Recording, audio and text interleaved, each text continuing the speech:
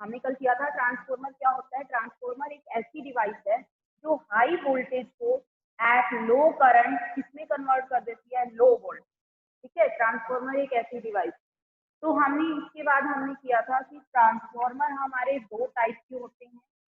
Transformer दो type के होते हैं, एक स्टेप अप ट्रांसफॉर्मर और एक step down transformer. Step up transformer में हमारा क्या होता है कि वो ट्रांसफॉर्मर जो हमारी वोल्टेज को अप करता है, मतलब पीछे से कम आ रही है और हमें उसको बढ़ाना है, तो वो होगा हमारा step up transformer. Step down में क्या होता है हमारा, वो ट्रांसफॉर्मर जो हमारी वोल्टेज को डाउन करता है वो हमारा होता है स्टेप डाउन ट्रांसफॉर्मर। ठीक है, और हमें पता है ट्रांसफॉर्मर जो है किस प्रिंसिपल पे बेस्ड है, ये हम अच्छे से कर चुके थे। ट्रांसफॉर्मर जो है हमारा म्यूचुअल इंडक्शन पे बेस्ड है। ठीक है, म्यूचुअल इंडक्शन में क्या होता है, अगर हम चेंज प्राइमरी कॉइल में कर रहे हैं तो ईएमएफ जो इंड्यूस होती है वो हमारी सेकेंडरी कॉइल में। तो हमने जो किया था देखो स्टेप अप ट्रांसफॉर्मर में सबसे, अब हम पहले करते हैं एफिशिएंसी, उसी में ही हम दोबारा से स्टेप अप ट्रांसफॉर्मर इंक्लूड कर देंगे। एफिशिएंसी क्या होती है, अगर मैं तुम्हारे से पूछूं कि क्या एफिशिएंसी है तुम्हारी, तो इसका मतलब ये है कि मेरे इनपुट देने पर तुम कितना आउटपुट दे रहे हो, वही तो एफिशिएंसी होती है। ऐसे ही ट्रांसफॉर्मर की भी एफिशिएंसी है। ट्रांसफॉर्मर की एफिशिएंसी क्या होगी भाई, हम कितना इनपुट दे रहे हैं और कितना आउटपुट आ रहा है। ठीक है, तो कितना इनपुट पे हमारा कितना आउटपुट आ रहा है, वही हमारी क्या होती है एफिशिएंसी। तो एफिशिएंसी का फॉर्मूला हो गया आउटपुट पावर। आउटपुट पावर हमें कहाँ मिलेगी, आउटपुट पावर जो है हमें सेकेंडरी में मिलेगी। ठीक है ना भाई, म्यूचुअल इंडक्शन में यही तो होता है, हम प्राइमरी में देते हैं और सेकेंडरी में हमें आउटपुट मिलता है। तो इसलिए मैंने इसके नीचे एस लिखा है। तो पावर का फॉर्मूला होता है हमारा V × I, लेकिन V की जगह मैंने क्या लिख दिया ES, और करंट की जगह मैंने क्या लिख दिया IS। ऐसे इसके अंदर EPIC। ठीक है, इनपुट पावर क्या हो जाएगी EPIC। अब देखिए EP × IP ये हमारे, कभी भी जो हमारी एफिशिएंसी है वो 100% हमें नहीं मिलती। मतलब जितना हम इनपुट दें उतना ही हमें आउटपुट नहीं मिलता। इसके बहुत सारे रीजन है, लेकिन इसको करने से पहले हम ये देखते हैं स्टेप अप ट्रांसफॉर्मर में। Step up transformer, step up transformer में क्या होगा, स्टेप अप ट्रांसफॉर्मर में क्या होगा हमारा, स्टेप अप ट्रांसफॉर्मर में हमें पता है हमारा जो K है ग्रेटर देन 1 होता है। K greater than 1, it means हमने अभी कुछ टाइम पहले किया था कि जो K है K ग्रेटर देन 1 है, it means ES/EP greater than 1। ठीक है, ES/EP ग्रेटर देन 1, तो ES/EP ग्रेटर देन 1 हो गया हमारा। अब मुझे पता है ES/EP ग्रेटर देन 1 आया था, तो NS/NP भी क्या आया था, ग्रेटर देन 1 आया था। यानी स्टेप अप ट्रांसफॉर्मर वो ट्रांसफॉर्मर होता है जिसमें NS जो है number of turn in secondary coil greater than number of turns in primary coil, ये आएगा हमारा सेकेंडरी स्टेप अप ट्रांसफॉर्मर। ठीक है, ऐसे ही हमारा स्टेप डाउन ट्रांसफॉर्मर था, स्टेप डाउन ट्रांसफॉर्मर।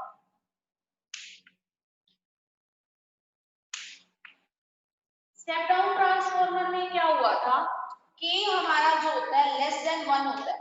K जो था हमारा ट्रांसफॉर्मेशन रेशियो था, यानी ES/EP जो उसके अंदर आया था हमारा लेस देन 1 आया था, NS/NP लेस देन 1 आया था।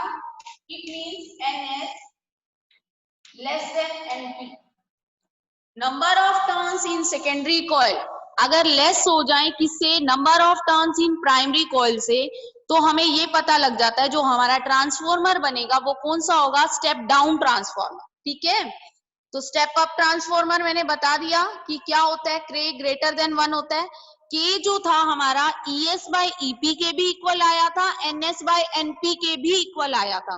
तो ES/EP ग्रेटर देन 1 हो गया, NS/NP भी ग्रेटर देन 1 हो गया, it means NS greater than NP। ऐसे ही अगर K लेस देन 1 हो तो ES/EP less than 1, NS/NP less than 1, यानी NS क्या हो गया, less than NP। Number of turns in secondary coil less than number of turns in primary coil हो जाए तो हमारा कौन सा ट्रांसफॉर्मर होता है, स्टेप डाउन ट्रांसफॉर्मर होता है। अब मैं ये बोल रही हूँ कि एफिशिएंसी जो है output power upon input power है। पावर का मुझे फॉर्मूला पता है, E इंटू आई होता है, लेकिन आउटपुट पावर कहाँ मिलेगी? सेकेंडरी में तो मैंने ES और IS लिखा, ऐसे इनपुट पावर में मैंने लिखा EP और IP, ठीक है। अब वो कह रहा है कि ये कभी भी 100% नहीं होता, इसके रीजन बताओ। देखो क्यों 100% नहीं होता है? ये जो है हमेशा लेस देन 1 मिलेगा, कभी भी 1 के इक्वल नहीं मिलेगा। अगर 1 के इक्वल हो गया इसका मतलब इनपुट और आउटपुट हमारी इक्वल होगी, लेकिन नहीं। तो रीजन हम बताते हैं। देखो इसके अंदर कुछ लॉस होते हैं हमारे। सबसे पहला है हमारा flux loss. Flux loss, flux loss क्या होता है? देखो फ्लक्स लॉस में हमने देखा था प्राइमरी कॉइल और सेकेंडरी कॉइल जो है वो लिंक्ड है। हमने ये माना था जितना चेंज प्रोड्यूस हुआ वो ही सारा चेंज सेकेंडरी कॉइल में हुआ। प्राइमरी कॉइल में जितना चेंज आया वही का वही सारा ट्रांसफर कहाँ पे हो गया? सेकेंडरी में। लेकिन एक्चुअल क्या है? एक्चुअल में ये होता है कि ये प्राइमरी कॉइल और सेकेंडरी कॉइल आपस में अच्छे से लिंक्ड नहीं होते, जिसके कारण हमारा फ्लक्स क्या हो जाता है? लॉस हो जाता है। तो फर्स्ट रीजन तो यही है, इसके कारण हमारी जो एफिशिएंसी है वो लेस देन 1 आती है, क्योंकि हमारी कुछ एनर्जी वेस्ट हो रही है, ठीक है ना, वो सराउंडिंग में जा रही है। फ्लक्स अच्छे से लिंक नहीं है तो कहाँ जाएगी एनर्जी? सराउंडिंग में जाएगी, जिसके कारण हमारा फ्लक्स लॉस हो रहा है और एफिशिएंसी हमें 100% नहीं मिल रही, ठीक है। नंबर 2 हम करते हैं कॉपर लॉस।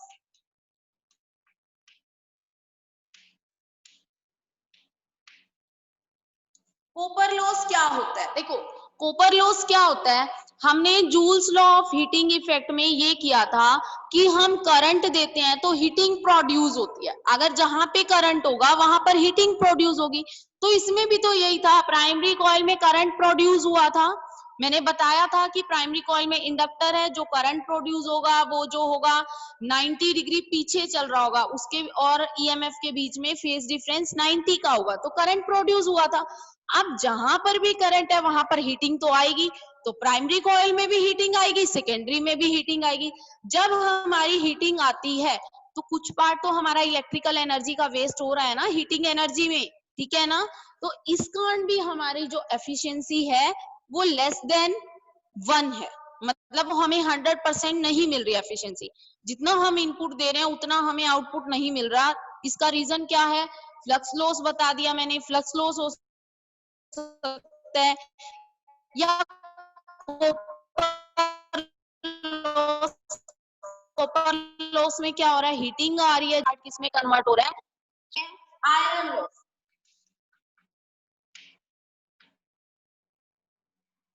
आयरन लॉस क्या होता है? देखो यहां पर क्या हो रहा है? आयरन लॉस हो रहा है। आयरन लॉस का मतलब क्या है? देखो जब हमारा मैग्नेटिक फील्ड चेंज होता है, मतलब कॉइल का मैग्नेटिक फ्लक्स चेंज होता है, तो एडी करंट प्रोड्यूस होता है। इधर भी यही हुआ, हमने फ्लक्स चेंज दिखाया था d∅dt, ठीक है। तो इसका मतलब क्या है? एडी करंट प्रोड्यूस होगा। बताया था कि जहां पर भी हमारा फ्लक्स चेंज होता है ईएमएफ प्रोड्यूस होती है, एडी करंट प्रोड्यूस होता है, और लेंस लॉ ने उसकी हमारी डायरेक्शन भी दे दी थी कि जो इंड्यूस करंट है उसकी क्या डायरेक्शन होगी। तो आयरन लॉस में क्या होगा? इसका मतलब फ्लक्स चेंज हो रहा है, इट मींस हमारा क्या है? एडी करंट प्रोड्यूस हो रहा है। अब एडी करंट के कारण भी तो हीटिंग आएगी भाई। कॉपर वाले करंट के कारण जब हीटिंग आई है, कॉपर मेटल अगर हमने लिया है उसके अंदर से करंट जा रहा है तो हीटिंग आई है, तो एडी करंट के कारण भी तो कुछ ना कुछ हीटिंग आएगी ना। तो उस हीटिंग की वजह से फिर हमारा क्या हो रहा है? लॉस हो रहा है, जिसके कारण हमें एफिशिएंसी क्या नहीं मिल रही? 100% नहीं मिल रही, ठीक है। ये था हमारा आयरन लॉस। अब है इसके बाद हिस्टेरिसिस लॉस।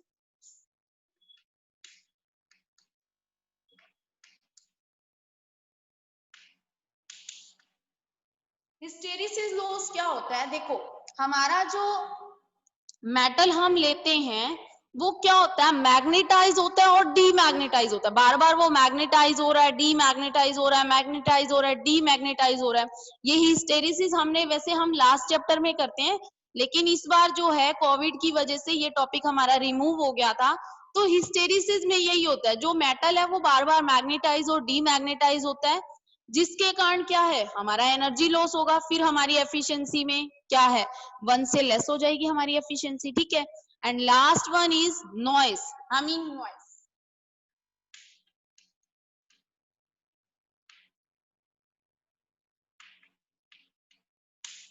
देखो नॉइस के कारण भी क्या होता है, हमारा लॉस होता है। कैसे, देखो कभी हम सुबह उठते हैं, सभी मॉर्निंग वॉक पे जाते हैं, है ना, तो मॉर्निंग वॉक पे जाते हैं तो कभी एक बार ट्रांसफार्मर के पास जाके देखना, उधर से कोई तुम्हें आवाज सी आ रही होती है, हल्की हल्की वाइब्रेशन की आवाज, ठीक है। तो क्या होता है, देखो हमारी यहाँ पर इसके अंदर ट्रांसफार्मर के अंदर स्ट्रिप्स लगी होती हैं, जैसे ही करंट पास होता है उनको एनर्जी मिल जाती है मॉलिक्यूल्स को, तो वो जो स्ट्रिप्स हैं वाइब्रेट करने लगती हैं, ठीक है। वाइब्रेट करेंगी तो नॉइस होगा, तो उस नॉइस के कारण भी हमारी कुछ एनर्जी जो है, इलेक्ट्रिकल एनर्जी का कुछ पार्ट जो है वेस्ट हो जाता है। ये रीजन है 5 जिसके कारण हमारी एफिशिएंसी जो है हमेशा लेस देन 100%, मतलब हमेशा जो है लेस देन 1 होती है। जितनी हम इनपुट दे रहे हैं उतनी हमें आउटपुट नहीं मिलती।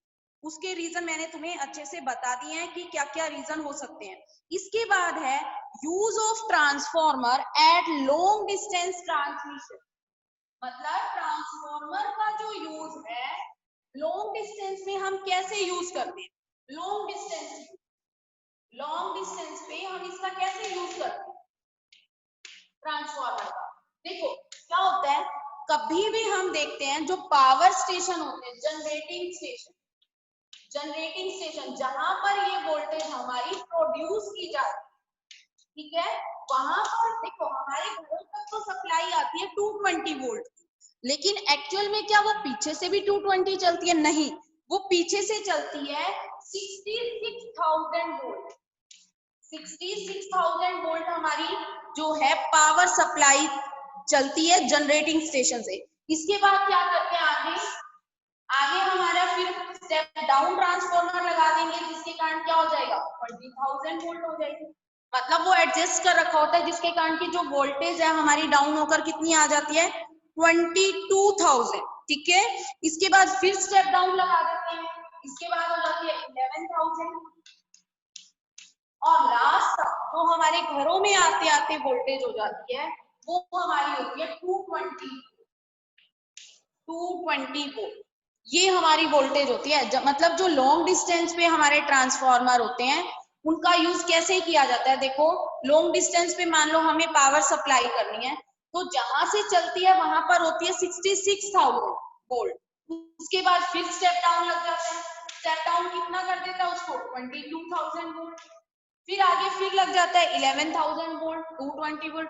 अब तुम्हारे माइंड में क्वेश्चन ये चल रहा होगा, जब घरों में इन्होंने 220 वोल्ट भेजनी है तो 66,000 से स्टार्ट करने की क्या जरूरत है। लेकिन ये क्यों जरूरत है इसका अभी हमें आंसर देना होगा। इसका आंसर ये है कि हमारी जो एनर्जी है, एनर्जी वेस्ट अगर हम हाई वोल्टेज से सप्लाई करते हैं तो कम होती है एनर्जी वेस्ट। अगर 220 वोल्ट से सप्लाई करूंगी तो एनर्जी वेस्ट ज्यादा होगा, इसलिए जो है हम हायर वोल्टेज से जो है पावर सप्लाई करते हैं, ठीक है। अगर हायर वोल्टेज से देते हैं तो हमारे जो एनर्जी वेस्ट है वो कम होता है, अगर लोअर वोल्टेज पे हम सप्लाई करते हैं तो एनर्जी वेस्ट हमारा ज्यादा होगा। देखो हम प्रूफ करते हैं, मान लो हम 11,000 वोल्ट पावर सप्लाई कर रहे हैं 220 वोल्ट,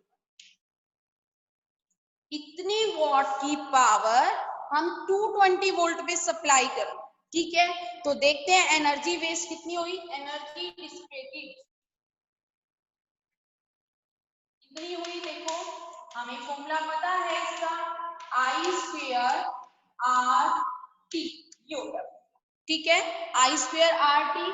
तो आई की वैल्यू मैं लिख सकती हूँ पी बाय वी का होल स्क्वायर, ठीक है, आर की जगह आर, टी की जगह टी। तो पी की वैल्यू हमारे पास क्या है 11,000, तो 11,000 अपॉन में 220 होल स्क्वायर आर टी।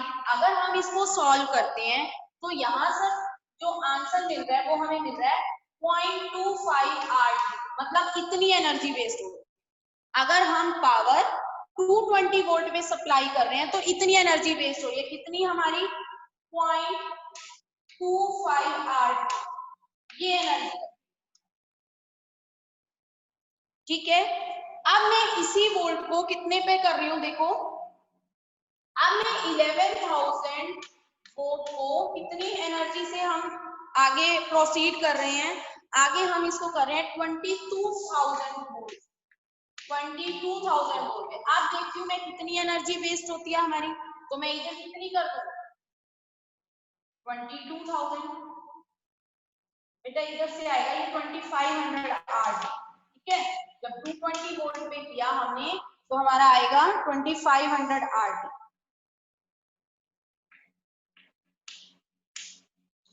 अगर मैं आप 22,000 कर दूं तो ये आ जाएगा हमारे पास 0.25 are,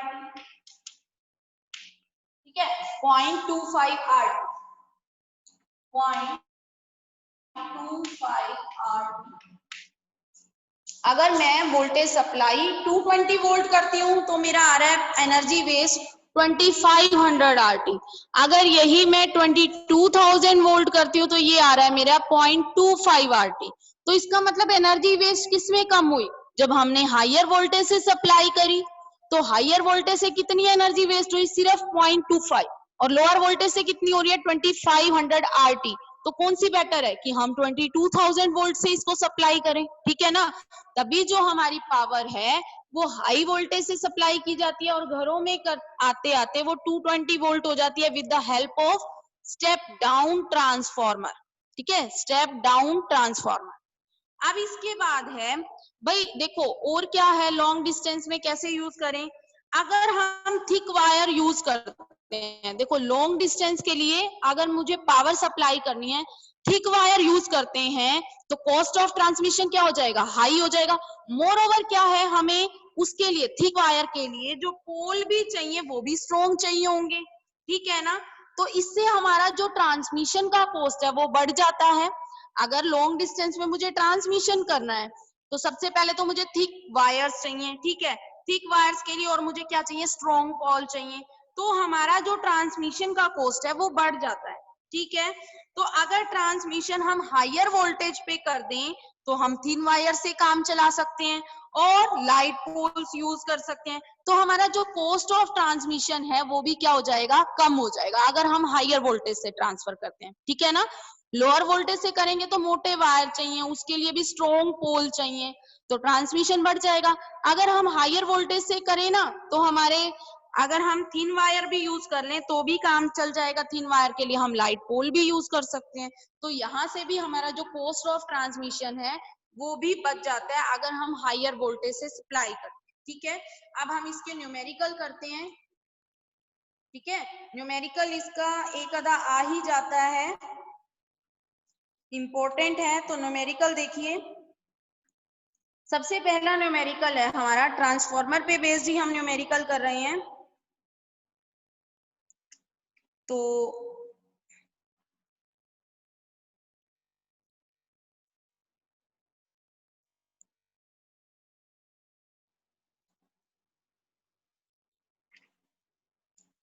in an ideal transformer number of turns in primary coil, हमें प्राइमरी कॉइल के टर्न्स दे रखे हैं 200,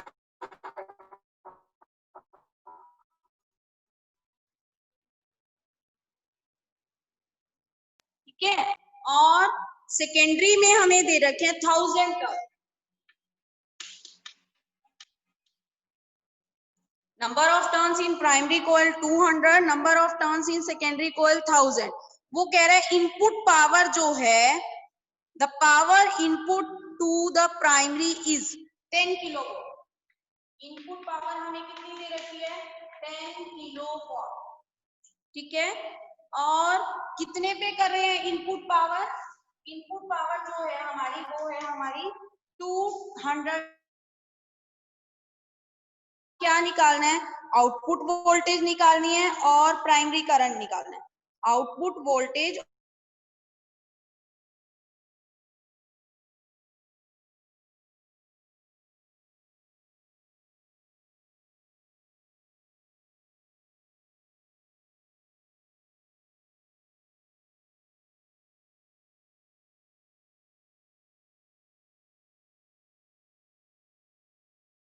ES by EP is equal to NS by NP, ये हमने फॉर्मूला किया था, ठीक है।